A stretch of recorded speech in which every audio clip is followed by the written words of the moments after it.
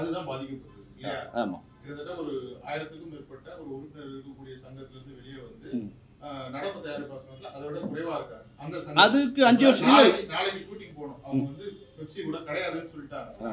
Pepsi தொழிலாளி இன்னைக்கு ஒரு வேலைக்கு போயிருக்காங்கல்ல, அதே எண்ணிக்கையில ஆர்கே செல்வமணி அண்ட் அந்த நிர்வாகம் இருக்கு இல்லையா, பெப்சியுடைய தலைமை நிர்வாகம் வேலை வாய்ப்பு கொடுக்க முடியுமா? அவங்களோட குடும்பத்திற்கு யார் பதில்? இதுதான் எல்லா தொழிலாளருடைய கேள்வி. சரியான கேள்விக்கான பதில். சரியான கேள்வி. இப்போ அவங்க ஒத்துக்கிற நிபந்தனைக்கு போகலாம். அடுத்த இதில் இருக்கு இல்லைங்களா, எங்களுக்கு ஒரு கண்ணா இந்த கண்ணா அந்த கண்ணான்னு கேட்கும்போது இதுதான் அந்த கேள்வியை யார் வைக்கிறாங்களோ அவங்களோட அங்கே பயணிக்க முடியாதுங்கிற நிலைக்கு வந்துட்டோம். இப்போ இவங்க கூட மட்டும் பண்ண அவங்க கூட ஒர்க் பண்ண நிறுத்தினீங்கன்னா இன்றைக்கி அவங்க படம் எல்லா படம் நிற்கும். அதில் ஒர்க் பண்ண தொழிலாளர்கள் வேலை கிடைக்காம போயிடுமா? அது யார் பாதுகாக்கிறது? எங்களுடைய கோரிக்கை என்னென்னா, எங்களை நிர்பந்தம் செய்யாதீங்க. நீங்கள் நடப்பு தயாரிப்பாளர் சங்கமாக உங்களோட சண்டையை நீங்கள் போட்டுங்க. நாங்கள் ஒர்க் பண்ணுவோம். நாங்கள் ஒர்க் பண்ணுறது எங்களை போய் நீங்கள் ஒர்க் பண்ணால் இதை கேன்சல் பண்ணணும்னு சொல்லாதீங்க. இந்த பாதிப்பு தான் அங்கேயும் வரும். இப்போது உங்கள் நிர்வாகிகள் அங்கே நீங்கள் அவங்க எதிரி அனௌன்ஸ் பண்ணுறீங்க, மேடையில் இருக்கவங்களே அங்கே உறுப்பினர் இருக்காங்க, அவங்கள அது பதில் சொல்ல முடியல. அதெல்லாம் வேண்டாம் இதெல்லாம்னா நீங்கள் அட்ஜஸ்ட் ஆகிட்டு எங்களை சண்டை போட சொன்னால் எப்படி அர்த்தம்? அப்போ நாங்கள் என்ன இழிச்சு வாங்கிங்களா? உங்கள் தனிப்பட்ட முறையில் ஆகிடும். இப்போ வந்து என்ன, எல்லாரும் எங்களுக்கு நண்பர்கள், அதுவும் எனக்கு ரொம்ப எல்லாரோட நெருங்கிய பழக்கம் இருக்குது. அப்போ நான் சொல்லும்போது அவங்க கோவம் வருது. இப்போ சாமிநாதனோ செந்திலோ சொன்னால் அவங்களுக்கு கோவம் வராது, ஒரு சங்கம் சொல்கிற மாதிரி இருக்கும். நான் அவங்களோட 30 வருடமாக இணைந்து பயணிச்சிருக்கேன். அப்போ நீயே சொல்கிறியாங்கிற கோவம் வரும். எனக்கு அவங்களோட எல்லா முகமும் தெரியும் உங்களுக்கு. அப்போ சொல்லும்போது பழகின நானே சொல்லும்போது எனக்கு கொஞ்சம் கூச்சமாகவும் இருக்குது, எம்ப்ராசிங்காகவும் இருக்குது, வருத்தமாகவும் இருக்குது. ஆனால் அதை பார்க்கும்போது முரளி சார் என்ன சொல்கிறாரு, அவங்க வந்து பிஎஃப்ஏசிலாம் இதெல்லாம் இவங்க டெய்லி வேஜஸ்ஸு 100 வருஷமாக நாங்கள் டெய்லி வேஜஸ் அங்கே உங்களுக்கு கோடி கோடியாக இது சம்பாதிச்சு கொடுத்து எங்கள் உயிரை கொடுத்து இது கொடுத்து இன்றைக்கி சேர்ந்தால் ஒரு இஎஸ்ஐ கட்டினா எங்களுக்கு என்ன கிடைக்கும்? கோடி ரூபா கொடுத்துட்டு போகிறாங்களா கவர்மெண்ட்டு? எங்களுக்கு நீங்களும் வந்து இன்சூரன்ஸ் எடுக்க மாட்டீங்க. செத்த பணத்துக்கு போய் ஆம்புலன்ஸ் கொண்டு வந்து வைக்க கூட முடியாத தயாரிப்பாளர்கள் இருக்கிறாங்க, அவங்களும் பாதுகாக்க மாட்டாங்க, நீங்களும் பாதுகாக்க மாட்டீங்க. அரசாங்கத்துக்கிட்ட உதவி பெறத்துக்காக சில முயற்சிகள் எடுத்தால் அதையும் தடுக்கிறீங்கன்னா அப்போ என்ன தான் அர்த்தம் உங்களுக்கு? நாங்கள் சாப்பாடு போகிறது எல்லா வேலையும் நாங்கள் செய்யணும்னா உலகத்தில் 16 மணி நேரம் ஒரு தொழில் பண்ணுற ஒரு தொழிலாளி உலகத்தில் எங்கேயா பார்த்துருக்கீங்களா? நான் சொன்னால் தூண்டி விடுற மாதிரி ஆகிடும். உங்களுக்கு 16 மணி நேரம் ஒவ்வொரு தொழிலாளியும் வேலை செய்கிறான். அதை கருத்தில் அதுக்கு வச்சுக்கிட்டு தான் அவன் வெளியே போனால் சாப்பிட்டு வர லேட்டாகும் தான் நம்ம அவங்க சாப்பாடு கொடுக்குறோம். நான் அவனே ஷூட்டிங் வந்தால் லேட்டாக வந்தால் நமக்கு வண்டி கொடுக்குறோம். இன்றைக்கி வந்து யாராவது ஒரு எலக்ட்ரீஷியனை கூப்பிடுங்க, வந்தால் ஒரு நாள் சம்பளத்துக்கு யாராவது வராங்களான்னு கேளுங்க, வரமாட்டாங்க. இன்னும் ஒர்க்கு இருக்குது, ஒரு ஃபேன் மாட்டுறது 150 ரூபாங்க, அவ்வளோதான். 4 ஃபேன் மட்டும் 600 ரூபா. ஆனால் எங்ககிட்ட இருக்கிற எலக்ட்ரீஷியன் காலைல வந்து அவன் 4 மணிக்கு எழுந்திரிச்சு 6 மணிக்கு வண்டி ஏறி உங்கள் ஷூட்டிங் வந்து நின்றுட்டு அவன் 6 மணிக்கு பேக்கப் பண்ண பிறகு அவன் எலக்ட்ரிக் சாமான ரவுண்ட் அப் பண்ணுறதுக்கு 7 மணி ஆகிட்டு மறுபடியும் 9 மணிக்கு வந்து அவன் ஆஃபீஸில் ட்ராப் பண்ணிவிட்டு அவன் வீட்டுக்கு 11 மணிக்கு போவான். அப்போ 11 மணியிலேருந்து 5 மணி வரைக்கும் தான் அவனோட ஓய்வு நேரம். எவ்வளோ நேரம்? 6 மணி தான். அப்போ 18 மணி நேரம் பயணத்துலையும் பணியிலையும் அவனோட வேலை போயிட்டு இருக்கும்போது இது இவ்வளோ கேவலமாக நீங்கள் சொன்னீங்கன்னா எவ்வளோ கோவம் வரும் எங்களுக்கு? எது உங்களோட தொழிலாளரை காப்பதா தொழிலாளரை அழிப்பதா? எதுக்கு உங்களுக்கு ரெட்டை வேடம்? தொழிலாளரை காப்பதற்காக நாங்கள் ஊரில் இருக்கிற தொழிலாளர்லாம் காப்பதற்காக நாங்கள் சங்கத்தை ஆரம்பிக்கணுங்கிறீங்க. உங்கள் கூட இருக்கிற தொழிலாளருக்கு ஒரு இஎஸ்ஐ கிடைக்கிறதுக்கு ஒரு 4% பணம் கட்டுறதுக்கு உங்களுக்கு வலிக்குதுன்னா அப்புறம் எப்படி நீங்கள் வரவங்களை காப்பாற்ற போகிறீங்க? உங்கள் சங்க மெம்பரை என்ன காப்பாற்றினீங்க நீங்கள்? இப்போ அட்வான்ஸ் கேட்டால் சரிங்க சார், கதிரேசன் ஒருத்தர் 1300 பேரில் கதிரேசன் மட்டும்தான் உங்கள் மெம்பரா? வேறு யாருக்கு நீங்கள் அட்வான்ஸ் வாங்கி கொடுத்தீங்க? உங்கள்கிட்ட 100 தயாரிப்பாளர் இருக்காங்க, பக்கத்தில் உட்காந்துருக்க தயாரிப்பாளருக்கு நானும் அட்வான்ஸ் கொடுத்து கேட்டு 20 வருஷமாச்சு உங்கள்கிட்ட கம்ப்ளைண்ட் கொடுத்து ஒரு ரூபாயை வாங்கி கொடுக்க முடியல. நான் சொன்ன அட்வான்ஸை மட்டும் வாங்கி கொடுங்கன்னு சொல்லி கம்ப்ளைண்ட் கொடுத்தோம். இது வரைக்கும் உங்களால் வாங்கி கொடுக்க முடியல. அப்போ கதிரேசன் மட்டுமே அவங்க மெம்பரா? மற்றவங்களாம் மற்ற அட்வான்ஸ் கொடுத்த தயாரிப்பாளர் செத்தே போன கே பாலிலேருந்து இன்றைக்கி 6 பேருக்கு லெட்டர் கொடுத்துருக்காங்க. இன்றைக்கி நான் வந்து அவங்க நடிகர்கள் பேர் சொன்னால் இல்லை இயக்குனர் பேர் சொன்னால் தப்பாயிடும். அதை நீங்கள் வாங்கி கொடுக்க முடிஞ்சிருக்கா? அதுக்காக நீங்கள் என்ன முயற்சி எடுத்தீங்க? அது எதுவுமே எடுக்காமல் 1300 உறுப்பினர்கள் கதிரேசன் மட்டும்தான் உறுப்பினர், அவர் பணத்தை வாங்கி கொடுங்க, அவர் டேட்ஸ் வாங்கி கொடுத்து டேட்ஸ்லாம் கொடுக்காம டேட்ஸ் இருக்காங்கல்ல, ப்ரொடியூசர் தயாரிப்பாளர் டேட்ஸ் கொடுக்காம இருக்காங்கல்ல, அவங்களாம் வாங்கி கொடுத்தீங்களா? அது சீரியல் பண்ணிங்களா? அது எங்கள் சங்கத்தோட வேலை, உனக்கு என்ன அப்படின்னு கேட்டிங்கன்னா இது இது அமைப்போட வேலை, உங்களுக்கு என்ன திருப்பி நான் கேட்குற மாதிரி. நீ தயாரிப்பாளர்களோட சங்கம் முதல்ல உங்கள் வேலையெல்லாம் முடிச்சுட்டு நீங்கள் எங்களோட தமிழ்நாட்டில் இருக்கிற தமிழர்களை பற்றியோ இல்லை தமிழ்நாட்டில் இருக்கிற தொழிலாளர் பற்றியோ கவலைப்பட்டீங்கன்னா பரவாயில்ல. உங்களை நம்பி இருக்கிற தயாரிப்பாளருக்கு எந்த உதவியுமே செய்ய முடியாத இயலாத நிலையில் நீங்கள் இருக்கும்போது எங்களை காப்பாற்றுறன்னு வந்துருக்கீங்களே, அதுதான் கூரை ஏறி கோழி பிடிக்க முடியாதவன் வானம் ஏறி வைகுண்டம் போகிற கதையாக நீங்கள் வந்து உங்கள் தயாரிப்பாளர்களை காப்பாற்ற முடியாமல் எங்கள் இயக்குனர் எங்கள் உறுப்பினர்களை காப்பாற்ற வேண்டிய அவசியத்தில் இப்போ நாங்கள் இல்லை. நாங்கள் வந்து 24 மணி நேரம் வேலை செய்கிறோம், 24 மணி நேரம் வேலை செய்கிறோம். அப்போ எங்கள் உறுப்பினரை காப்பாற்றக்கூடிய சக்தியும் ஒற்றுமையும் எங்களுக்கு இருக்குது. உங்கள்கிட்ட இல்லாதது எங்கிட்ட இருக்கிறது என்னென்னா ஒற்றுமை தான். 1000 பிரச்சனைகள் இருந்தாலும் நாங்கள் ஒரு மேடையில் உட்காந்துருப்போம், ஒரு மேடையில் பயணிப்போம். உங்ககிட்ட அது இல்லை. அதனால தான் இன்றைக்கி தமிழ் சினிமா இவ்வளோ சீரழிஞ்சு கிடக்கு. நாங்கள் 7 பேர் தனித்தனியாக இருக்கோம் அப்படின்னா, அன்னைக்கு சேம்பர் உங்கள் கூட ஒர்க் பண்ணக்கூடாதுன்னு கவுன்சிலுக்கு ஃபெஃப்சிக்கு சொல்லியிருந்து அவங்க நிலைமை என்ன? அப்போ நீங்கள் வந்து சேம்பர்லேருந்து வந்தீங்க இல்லையா, அப்போ சேம்பர் வந்து உங்கள் கூட ஒர்க் பண்ணக்கூடாது ஃபெஃப்சிக்கு போட்டுருந்தா அன்றைக்கி ஒரு முடிவு வந்திருக்கும். அன்றைக்கி உங்களை அவங்க அனுசரிச்சுக்கிட்டாங்க. இன்றைக்கி உங்கள்கிட்ட போனவங்கள நீங்கள் அவங்க மேலே எந்த நடவடிக்கை எடுக்கலை. அதில் 300 பேர் இருக்காங்கன்னா 240 பேர் இவங்க மெம்பர் தான் இருக்கும். அப்போ அவங்க மேலே நீங்கள் எந்த நடவடிக்கை எடுக்காத போது எங்களை எடுங்க அப்படிங்க. இப்போ எங்கள் மேலே என்ன குற்றச்சாட்டு சொன்னாங்க சொல்லுங்கள். அந்த கலைச்செல்வி இருக்காங்க, அவங்க எழுதின கடிதத்துல நீங்க குறிப்பிட்ட ஒரு மேலிடத்து உத்தரவுன்னு சொல்லி சொன்னீங்க அப்படின்னு சொல்லி அவங்க சொன்னாங்க. இன்னைக்கு அவங்க கேட்டப்ப சொன்னது நாங்களா சொன்ன செல்வமணி தான் சொன்னார். அவர்கிட்ட நீங்க அவ பொய்னா மேலிடத்து உத்தரவுன்னு கடிதம் எழுதுனது யாருங்க? இல்லையா? நாங்களா சொன்னோம்? நாங்கள் பதில் கடிதத்தில் அந்த மேலிடம் யாருங்க எங்களுக்கு தெரியாது. உங்களுக்கு ஒருவேளை நீங்கள் சொல்கிற மேலிடம் உங்களுக்கு பயந்துட்டு என்கிட்ட சொன்னாங்களா? ஐயோ இவங்கன்னா தயாரிப்பாளர்கிட்ட நம்ம சொல்ல முடியாது, அவங்க சொன்னால் கேட்க மாட்டாங்க, இவங்க ஃபெஃப்சி ஒர்க்கர்ஸ்லாம் நம்ம சொன்னால் கேட்பாங்க அப்படி எங்கிட்ட சொன்னாங்களா? அவங்கள பார்த்து அவங்களுக்கு அவ்வளோ பயமா? எவ்வளோ பொய் துரை.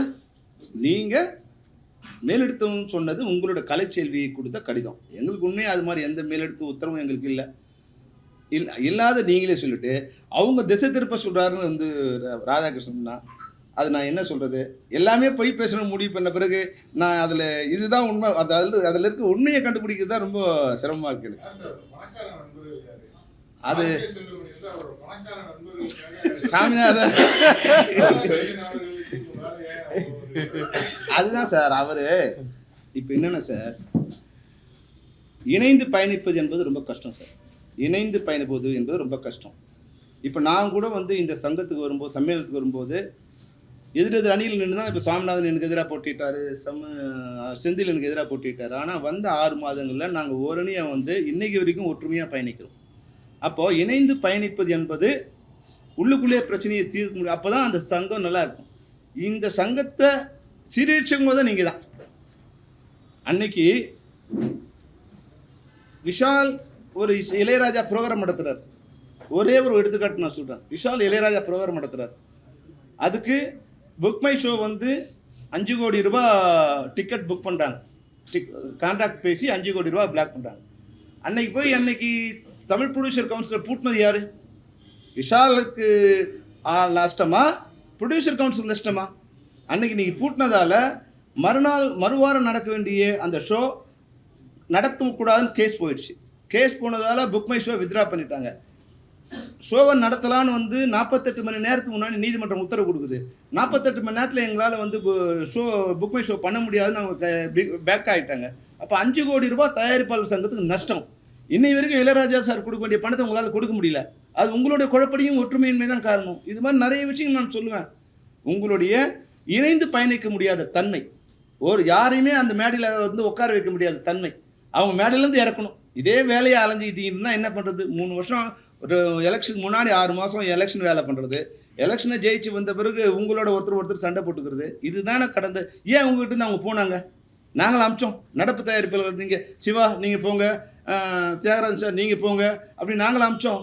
உங்களோட இருந்து எந்த வேலையும் பண்ண முடியல அப்படிங்கிற ஒரு சூழ்நிலை வந்தபோது அவங்க போய் ஆரம்பித்தாங்க. அது கூட நாங்கள் வந்து அவங்களோட பயணிக்கலை, உங்களோட தான் பயணித்தோம். அவங்க ஆரம்பித்து 2018 2019 இது வரைக்கும் நாங்கள் உங்களோட தான் பயணிச்சிருக்கோங்க. இப்போ தான் நெருக்கடி வந்து கடந்த 6 மாதம் முன்னாடி முடிவு பண்ணி, கடந்த நவம்பர் மாதம் எங்களுக்கு வந்து இன்ஸ்ட்ரக்ஷன் கொடுக்குறாங்க, நீங்கள் முடிவு பண்ணீங்க நாங்களா அவங்களுக்கு ஒர்க் பண்ணக்கூடாது. அப்போ அது வரைக்கும் நாங்கள் வந்து அவங்கள தள்ளி கூப்பிட்டே வந்தோம். அதுக்கு மேலே எங்களால் பயணிக்க முடியல. அப்போ நாங்கள் சொல்லிட்டோம், சார் யாருக்கும் நாங்கள் 2 பேரும் ஒர்க் பண்ணுவோம் அப்படின்னா நாங்கள் உங்களுக்கு ஒர்க் பண்ண மாட்டோம், நாங்கள் 1 to 1 கேன்சல் பண்ணிப்போம். இதுதான் அவங்களோட. இன்னைக்கு கூட அவங்க சொல்கிறாங்க, சார் நாங்கள் வந்து ஸ்ட்ரைக்கே இல்லாமல் வேலை நிறுத்தம் இல்லாமல் போகணும், அதாவது எம்ப்ளாயிஸ் தான் நினைக்கிறோம், அவங்க தான் ஸ்ட்ரைக் எப்போ பண்ணணும்னு காத்திருக்காங்க. சரி எப்படி இப்போ நாங்கள் ரெடிங்க, நீங்கள் சொல்லுங்கள். நாங்கள் வேலை நிறுத்தத்துக்கு நாங்கள் பண்ணல, நாங்கள் ரெடி, என்ன சொல்லுங்கள் இப்போ? இல்ல, எந்த ஆங்கிள் அவங்க சொல்றாங்க அதுதான் நீங்கள் கேட்கணும். இப்போது நாங்கள் வந்து கடிதம் அனுப்பிச்சிருக்கோம், எந்த இதுவும் இல்லாமல் நம்ம பயணிக்கிறோம், கடிதம் அனுப்பிச்சிருக்கோம். ஸ்ட்ரைக் எங்களோட நோக்கம் இல்லை, ஸ்ட்ரைக் பண்ண மாட்டாங்க. இப்போ நீங்கள் சொல்லுங்கள்.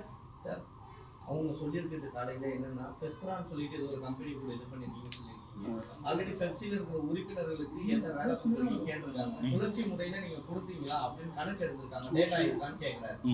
இதுல நார்மலா பெப்சில கார்டு எடுத்தவங்க ஒர்க் பண்ண முடியாது, அவரு தனியா செல்வமணிக்கு தனியா ஃபெஸ்ட்ரான்றதை கொண்டு வந்திருக்காரு, அதுலயும் எடுக்கணும்னு சொல்லியிருக்காரு. இப்போ ஃபெஸ்ட்ரான்றது இருக்கா, அதான் வந்து அது யார் நிர்வாகின்னு கேட்டிருக்காரு, டேட்டா வச்சுக்கிங்களா கேட்டிருக்காங்க. சரி, ரொம்ப நல்ல விஷயம்.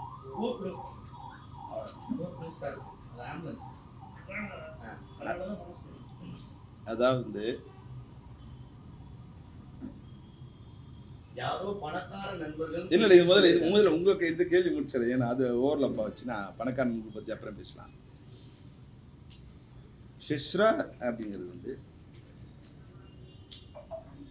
இந்த 23 சங்கங்கள் இருக்கிற நிர்வாகிகளுக்கு உண்டு, அவங்க உறுப்பினர்களுக்கு பிஎஃப் இஎஸ்ஐ இது போல் கொண்டு வருவதாக ஒரு அமைப்பாக இயங்கி அது மூலம் அவங்க வந்து ஒரு குடையின் கீழே வந்து அதனோட எம்ப்ளாயி இருந்து அதனோட எம்ப்ளாயிங்கிற ஸ்டேட்டஸ் பார்த்து பிஎஃப் இஎஸ்ஐ கட்டும்.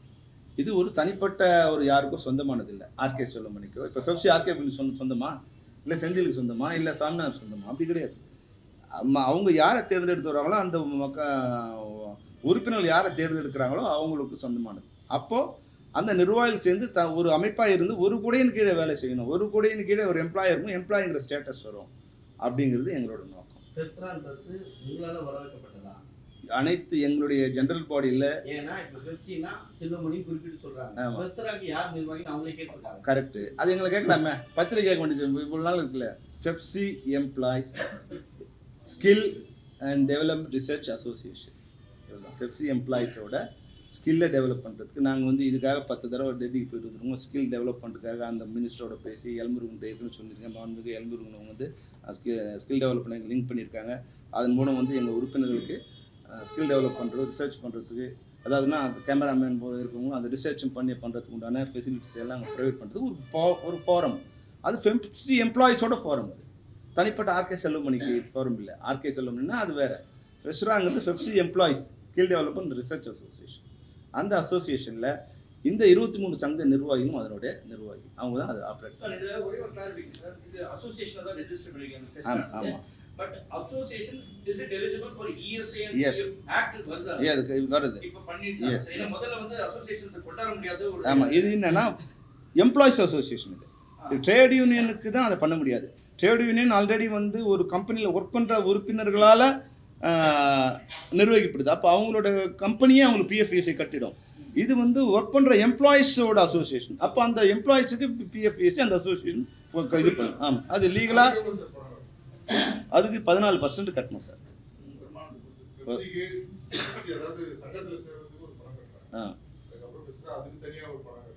அதுக்கு வந்து எம்ப்ளாயர் தான் கட்டணும் சார், எம்ப்ளாயர் தான் கட்டணும்.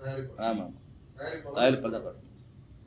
3.25% வந்து இஎஸ்ஐக்கு எம்ப்ளாயர் கட்டணும், 0.75% வந்து எம்ப்ளாயி கட்டணும். அது 4% இஎஸ்ஐக்கு.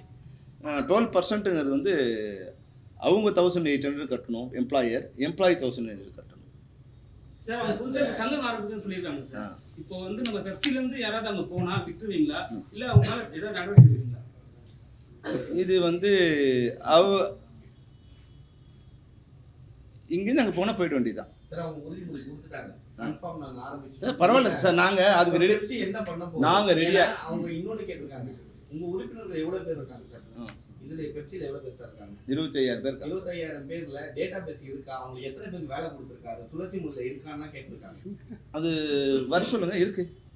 ஏன்னா அவங்க சொல்றது இதான், இல்ல அவங்க பணக்கார நண்பர்கள் யாரும் தெரியல. அதே போல நீங்களும் குறிப்பிட்டு தனுஷ் படத்தை நிறுத்தத்துக்கு சொன்னாங்க, தனுஷ் படத்தை நிறுத்தத்துக்கு சொல்றாங்க அப்படின்னா யார் தான் நடுவில் இருக்கிறது, யார் அந்த சாத்தா இப்போ திரும்பவும் வருது? இல்ல சார், அது நீங்க அவங்களுக்கு நான் சொல்லிட்டு தனுஷ் படத்தை நிறுத்த சொன்னது தயாரிப்பாளர் சங்கம், நான் நேரடியாக சொன்னேன். இப்போ அவங்கள சொல்லுங்க, பணக்கார நண்பர்கள் யார் எனக்கு? சிவா ஏற்கனவே படம் எடுத்து ரிலீஸ் பண்ண முடியாது செய்திருக்காரு. இல்ல தனஞ்சய அதாங்க யார் சப்போர்ட் பண்றாங்கன்னு சொல்றாங்க. இப்போ கூட ஒரு அறிக்கை பாத்தீங்கன்னா எல்லாம் சேர்ந்து பயணிக்கலாம், செல்வமணி சேர்த்து பண்ணுவாங்க குற்றச்சாட்டு வச்சாங்க. இந்த பையனும் இருக்குல்ல, இது வந்து அடுக்குமாடி மட்டும் தான் கட்டணும்னு சொல்லியிருக்காங்க. அது ஏன்னா floor கட்டி விஜய்க்கு ஷூட் பண்றது. அதுதான் அது வந்து என்னன்னா அதுல ஏதோ ஒரு 15 ஏக்கர் கூட இருந்த மாதிரி சொல்றாங்க. அது ஏதோ அது வந்து என்னென்ன பாவம் இது எப்படி சொல்றதுன்னு தெரியல. 50 ஏக்கர் குடியிருப்புகளுக்காகவும் குடியிருப்பு கொடுக்கும்போது அப்போ விசி குகுநாதன் சார் தான் அப்போ அதனுடைய ப்ரொமோட்டர், இவங்க அப்பா ராமநாதன் சார் தான் அதனோட கூட இருந்தாங்க. அப்போ அவங்க கேட்குறாங்க, இங்கே குடியிருப்பு கட்டிட்டா இங்கேருந்து சென்னைக்கு வர்றது வந்து இதுவாக இருக்காது, அதனால் வந்து எங்களுக்கு ஸ்டுடியோ இது மாதிரி பொது பயன்பாட்டுக்கு ஒரு 15 ஏக்கர் வேணும். அப்போ பொது பயன்பாட்டுக்காக வந்து கொடுத்து அன்னைக்கு கலைஞர் வந்து கட்டட அஸ்திவாரம் போட்டது தான் இன்றைக்கி இருக்கிற ஃப்ளோர். நாங்கள் இனி கட்டலை, இது கட்டி 15 வருஷம் வச்சது அவங்க அப்பா இருக்கும்போது. ஏன்னா இன்றைக்கி நிர்வாகத்தில் இருக்க யாருக்குமே அது தெரியாது, அவங்க அன்றைக்கி நிர்வாகத்திலே இல்லை. வேணா முரளிராமசாமி வந்து அவங்க அப்பாவை கேட்டுக்கலாம், என்ன இது அவங்க அப்பா கூட இருந்தவங்க கேட்டுக்கலாம். அவங்க அப்பா கலைஞர் வந்து அடிக்கால் நட்டு அந்த ஃப்ளோரை அப்போ வந்து பண்ணக்கூடாதுன்னா அது எப்படி கவர்மெண்ட் அப்ரூவல் கொடுத்து தானே கட்டியிருக்காங்க. அதனால் இன்றைக்கி கூட வந்து ஊழல் வருதுன்னா நாங்கள் ஒரு தயாரிப்பாளர் காலில் விழுந்து, ஐயா இங்கே வந்து ஷூட்டிங் பண்ணுங்கள், எங்களுக்கு பணமே கொடுக்க வேண்டாம், என்ன நாங்கள் ஒரு பேட்டா கூட வாங்கிக்கிறோம், டிரைவருக்கு மற்ற இங்கேருந்து போனாலாம் மற்ற ஷூட்டிங் போனால் வந்து நீங்கள் வந்து நிறைய இருக்கணும், எங்களுக்கு ஒரு பேட்டா கொடுத்தா கூட போதும், இங்கே நீங்கள் ஒர்க் பண்ணுங்கள், ஃப்ரீயாக கூட ஒர்க் பண்ணுங்கள் அப்படின்னு சொல்லி தான் இன்றைக்கி முதல் படமாக அவங்க வரும்போது என்னென்னா அது ஃபுல்லாக விஜய் படத்தோட ஒரு பெரிய ஃப்ளோர் அங்கே வந்து ஒர்க் அவுட் நிற்கிது. அதில் ஏதோ லட்சம் வாங்கிக்கலாம். அது வந்து அவங்களுக்கே வந்து நாங்கள் பண்ணோம், நீங்கள் ஒரு பணம் கொடுத்தா அவங்க சில தேவைகள் கேட்டாங்க, ஒரு 20 மேக்கப் ரூமு, டாய்லெட்டு, மெஸ்ஸு, அதெல்லாம் நீங்கள் கிணறு அதெல்லாம் நீங்களே எடுத்துங்க, என்ன பண்ணமோ உங்கள் ஆர்ட் டைரக்டருக்கு கொடுத்து நீங்களே அதை எடுத்துங்க, எங்களுக்கு பணமாக கொடுக்கலாம் கூட பரவாயில்ல, அந்த தேவைகளை ஃபில் பண்ணி அது வந்து ஃபில்லப் பண்ண போகுது. இன்றைக்கி ஏறக்குறைய ஒரு 20 கோடி ரூபா சொத்து அந்த இடத்துல இருக்குது. ஊழல் பண்ணால் அது வந்து இருக்கிற 10 கோடியை காலி பண்ணவங்க நீங்கள், உங்களுக்கு எந்த அருகதை இருக்குதுன்னு தெரியல, எங்கள் ஊழல் பண்ண சொல்லிட்டு உங்களுக்கு எந்த அருகதையுமே இல்லை. வர வேண்டிய 5 கோடி ரூபா பணத்தை உங்களுக்கு யூகோவால் வரவிடாமல் பண்ண நீங்கள் எங்களுக்கு சொல்ல எந்த அருகதையும் இல்லை சார். தயவுசெய்து பெரிய வார்த்தை சொல்ல நினைக்காதீங்க. நீங்கள் சொல்லும்போது நான் அக்செப்ட் பண்ணிக்க முடியாது. நான் நிறைய தடவை சொல்லியிருக்கேன், என்னோடய ஆனஸ்டி மேலே கல் இருந்தீங்கன்னா பயங்கர வேகமாக வரும். என் பொறுமை மேலே அடிச்சிங்கன்னா நான் பொறுத்து போய்ப்பேன். ஆனஸ்டி மேலே அடிச்சிங்கன்னா பயங்கர வேகத்தோட அந்த படம் வந்து இந்த படம் அவங்க ஷூட்டிங் நடந்தா கொடுத்துருக்கோம் இல்லையா, அந்த படம் யாரோட அக்கௌண்ட் கிரெடிட் ஆகுது சார்? பெப்சி அக்கௌண்ட் கிரெடிட் ஆகிட்டு எவ்வளோ அவங்களுக்கு வேணுமோ அதை பெப்சி ஆர்ட் டைரக்டருக்கு ரிவர்ஸ் பண்ணி அந்த இப்போது அது என்னென்ன தேவையோ அதை அவங்க பண்ணி கொடுத்துருங்க அப்படின்னு நான் கொடுத்தோம். அதனால் அது வந்து எவ்ரி மந்த் பெப்சியோட ஜென்ரல் போர்டில் அனௌன்ஸ் பண்ணி இவ்வளோ வந்திருக்கு, இது அவர் கொடுத்துருக்காங்க, இதை ஒர்க் பண்ணியிருக்காங்க அப்படிங்கிற டீட்டெயில் எல்லாம் அக்கௌண்ட் தான். கேஷே யாரும் வாங்க முடியாது. மேடையில் தானு சார் உங்ககிட்ட கேட்டார், என்னுடைய தம்பி தான் நீ பேசிட்டு இருக்கலாம்னு கேட்டார். அதுக்கு அடுத்தது நீங்கள் சொன்னது நீங்கள் தான் எங்களை அடியாளாக பார்க்குறீங்கன்னு சொல்லி. ஆனால் இப்போ அவங்களும் டயர் சங்கத்துக்கு வந்து அடியாளாக தான் முடிவு சொல்கிறாங்க, நீங்கள் தான் அவங்க தாக்க போகிறாங்கன்னு சொல்ல வரீங்க. அடியாள்னா எப்படி? அவங்க சைடு இருந்து இப்போ அவங்க ஒரு இது இல்லை சார், அடியாளாங்கிறது என்னன்னா அப்படியே வர்பலாக எடுத்துக்கூடாதீங்க. இப்போ இன்னும் பெப்சி இருக்கும், தயாரிப்பாளர் சங்கம், அவங்க வந்து ஒரு படம் தனுஷ் படமே வச்சுங்களேன், ஏன்னா எல்லாரும் தெரிஞ்ச கதைங்க, தனுஷ் படம் வச்சுருக்கோம், அதோட ப்ரொடியூசர் அவங்க மெம்பர். அந்த படம் வந்து செட்டில் பண்ணிட்டு போகணுன்னா என்ன சொல்லணும்?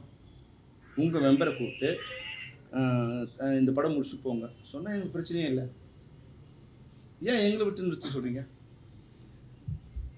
உங்கள் மெம்பர் தானே, உங்கள் மெம்பரை நீங்கள் உங்கள் மெம்பரையும் கூப்பிட மாட்டீங்க, உங்கள் மெம்பரை அந்த நடப்பு தயாரிப்பாலும் பேச மாட்டீங்க, எங்ககிட்டே பேசணும். அதான் நாங்கள் சொல்கிறேன், எங்களை நீங்கள் சொல்கிறதுக்கெலாம் ஆமாம் இப்போ கேட்டார் இல்லையா அவர், ஏங்க நீங்கள் வந்து அதெல்லாம் தலைவருக்குலாம் ஒத்துக்கிட்டீங்கன்னு, அதுதான் இப்போ தப்பாக தெரியுது.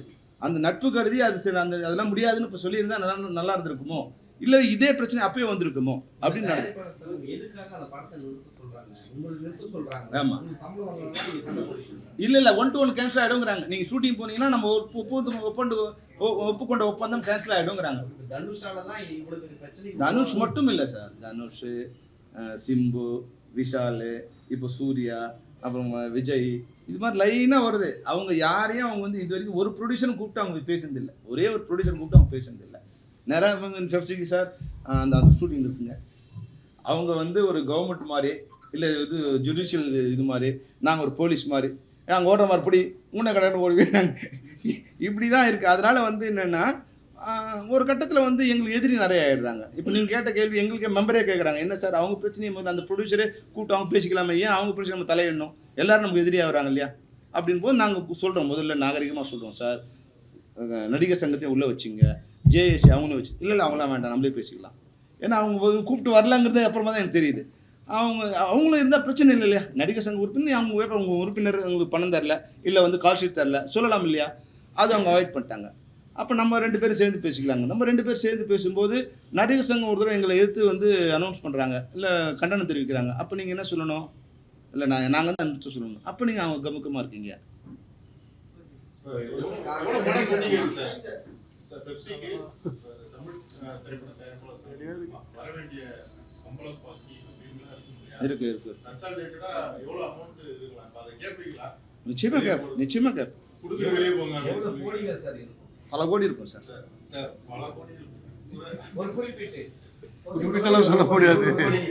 இதுதான் சார் பிரச்சனை. சொல்ல மாட்டேன். அவங்க எல்லாத்தையும் சொல்றாங்க. ஏன்னா தனுஷ் இல்லை அவங்க இல்லைன்னு சொல்லும்போது நாங்கள் இப்போ நடுவுல இல்ல. ஒரு இடத்துல தயங்குனீங்க. ஆமாம் இந்த வந்து இது டாக்ஸிக்கு வந்து கேட்பாங்க. அப்ப வந்து ஆமா. ஒரு இடத்துல நிறுத்தி- ஆமாம் கோவம் வருது. செல்வமணியின் அந்த தயக்கம் தான் இந்த சூழ்நிலைக்கு இல்லை கோவத்தில் நான் வார்த்தையை விட்டுறக்கூடாது இல்லையா? ஏன்னா என்னோட நண்பர்களாக இருந்தவங்க உங்களுக்கு ஒன்றா நீங்கள் வந்து ஹாட்லைன் நியூஸ் போடுவீங்க, நல்ல டேக் லைன் போடுவீங்க, அதனால பாதிக்கப்படுறது என்னோட கோவத்தால் என்னோட மெம்பர் தான் பாதிக்கப்படுவாங்க. என்னோட அவங்க கேட்கறத நாங்க சொல்றோம். நாங்க tag இல்லை எனக்கு அதை மீறி வரும்போது ஒரு பொய் சொல்லும்போது ஒரு இப்போது ஒரு உண்மையை பேசுகிறவங்ககிட்ட நம்ம விவாதம் பண்ணலாம். பொய் தான் பேசுவோங்கிறவங்ககிட்ட நான் என்ன பேசுறதுன்னு எனக்கு ரொம்ப கூச்சமாக இருக்குது. என்ன இவ்வளோ பொய் பேசுகிறாங்களேன்னு எனக்கு வந்து வேதனையாக இருக்குது. இப்போது முரளி சார் சொல்கிறாரு ஜிஎஸ்டி கேட்குறாங்க, அதனால வந்து எங்கள் ப்ரொடியூசர்லாம் பாதிக்கப்படுவாங்க, அதனால இது பண்ணும். ராதாகிருஷ்ணன் சொல்கிறாரு நாங்கள் உறுப்பினர் நன்மைக்காக நாங்கள் இவ்வளோ பண்ணியிருக்கோம். இஎஸ்ஐ கட்டுறதுக்கே உங்களுக்கு மனசு இல்லை, அப்புறம் நீங்கள் என்ன நன்மை பண்ண போகிறப்பீங்க? எங்களுக்கு கொடுக்க வேண்டிய சம்பளத்தை கொடுத்தா போதும், எங்களுக்கு பிரச்சனையே இல்லை. சார், இது அரசு வந்து தானா என்ன செய்யணும்னு நினைக்கிறீங்க சார்? இப்ப அரசு சார் இது ஒரு வீட்டுக்குள்ள பிரச்சனை வரும்போது அப்பா அம்மா கூப்பிட்டு அது என்ன பிரச்சனை கேட்கணும். அது மாதிரி இந்த எங்க இப்போ இது வந்து ஒரு யாரோ ஆமா நிச்சயமா அது வந்து அவங்க என்ன இப்போ அவங்க பார்வைக்கு இது இது ஏன்னா பட்ஜெட் ஸ்டேஷன் நடக்கிறதால மொத்த கான்சன்ட்ரேஷன் அங்கே இருக்கிறதால இப்போ இது ஒரு பிரச்சனையாக வெளியே வராதுல்ல. முன்னாடியாக இருந்தால் எல்லாரும் அடிதடி மாதிரி ஆயிருந்திருக்கும். அது நாங்கள் அப்படியே ஸ்மூத் பண்ணி எல்லாரையும் கண்ட்ரோல் பண்ணி வச்சுருக்கோம். அது நிலைமை போகக்கூடாதுன்னு நினைக்கிறோம். அப்போ வந்து நாங்கள் இப்போ என்ன பண்ணுவோம், அது மாதிரி பண்ணுறதா எங்கள் செட்டில்மெண்ட் போங்கன்னு சொல்லுவோம். எங்க செட்டில் பண்ணுங்க, அதில் பிரச்சனைகள் வரலாம். அன்னைக்கு பெஸ்ட்ராவுக்கு நீங்க அவங்க கிட்ட அக்ரிமெண்ட் அந்த இந்த மாதிரி ஒன்று வரப்போகுது எஸ் இதுக்கு நீங்க கொடுங்கன்னு சொல்லி ஒரு பத்திரம் இல்ல அஜெண்டா அந்த மாதிரி ஏதாவது கொடுத்துருக்கீங்களா? ஏன்னா கொடுக்காம அவங்க வந்து பண்ண முடியாதுல்ல. இல்லை அவங்க இப்போ எப்படி கேட்குறாங்க, ஃப்ரெஷ்ஷாக கொடுக்கவே இல்லை, அவங்களுக்கு எப்படி தெரியும்? அதான் சொல்றாங்க. அதுதான் சொல்றாங்க. அதுதான் முக்கியமான கேள்வி. இதுல ஒரு கேள்விக்கான பதில் வரதுக்குள்ளேயே நீ முதல்ல கேட்ட சார். பேசணும். அதுக்கப்புறம் நம்ம வெளில பேசணும். இருப்பா, முடிச்சிட்டோம். இல்லை கேள்வி இல்லைங்க.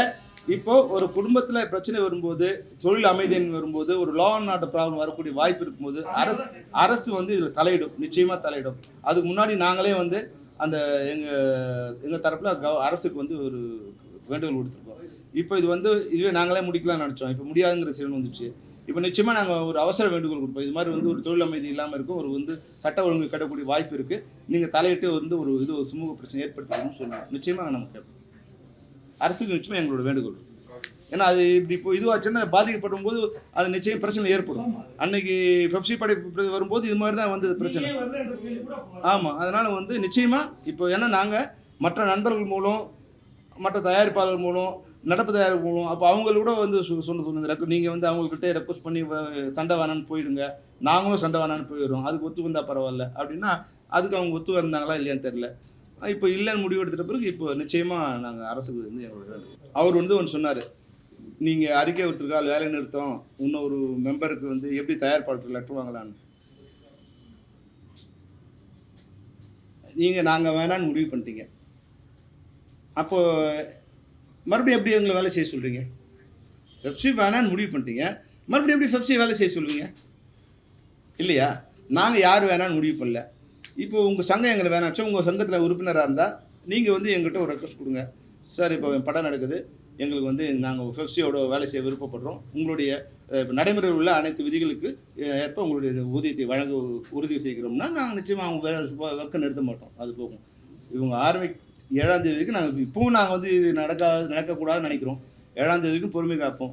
7ஆம் தேதிக்கு பிறகு 8ஆம் தேதி முதல் 7ஆம் தேதி ஒரு அப்ளிகேஷன் கொடுத்து அவங்க ஆரம்பித்தாங்கன்னா 8ஆம் தேதி முதல் தமிழ் திரைப்பட தயாரிப்பாளர் சங்கத்தோடு நாங்கள் இணைந்து பயணிக்க மாட்டோம், அவர்களுக்கு தொழிலுக்கு வழங்க மாட்டோம்.